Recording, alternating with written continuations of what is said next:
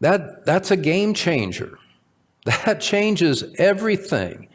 When you realize that God is not simply concerned about the physical act of murder that the vast majority of population in the world is not guilty of.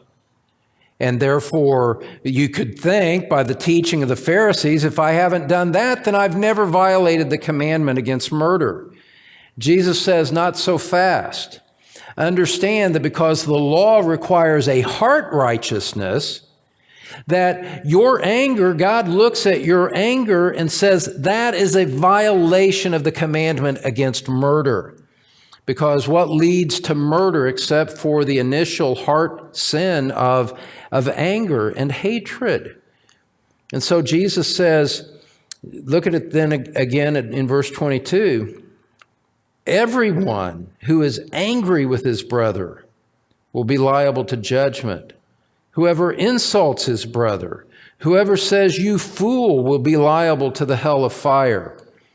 And just understand, my friends, beloved,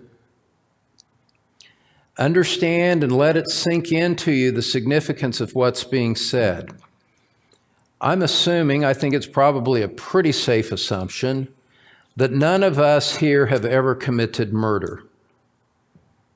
But I also think that it is a pretty safe assumption that all of us have been angry, sinfully angry with others at some point or another. All of us have said harsh words in reaction to others, have said insulting things to others.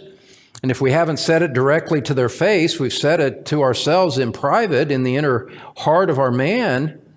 And what Jesus is saying here is that anger, that insulting spirit, that critical mind, in the bad sense of the word critical, that violates the commandment against murder. We're all murderers, as the law of God applies to our heart in the way that God requires heart righteousness. He goes on a second time in verse 27, in a very familiar text. We won't need to spend much time on it. But Jesus says, you have heard that it was said, you shall not commit adultery. But I say to you that everyone who looks at a woman with lustful intent has already committed adultery with her in his heart.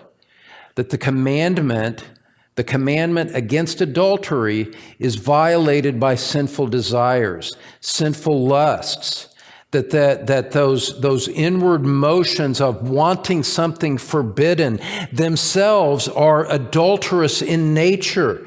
And therefore the God who is spirit, who looks on our spirit and sees that spiritual deformity and rebellion, sees the spirit of adultery and judges it according to the commandment that forbids adultery, whether you've ever committed the physical act or not.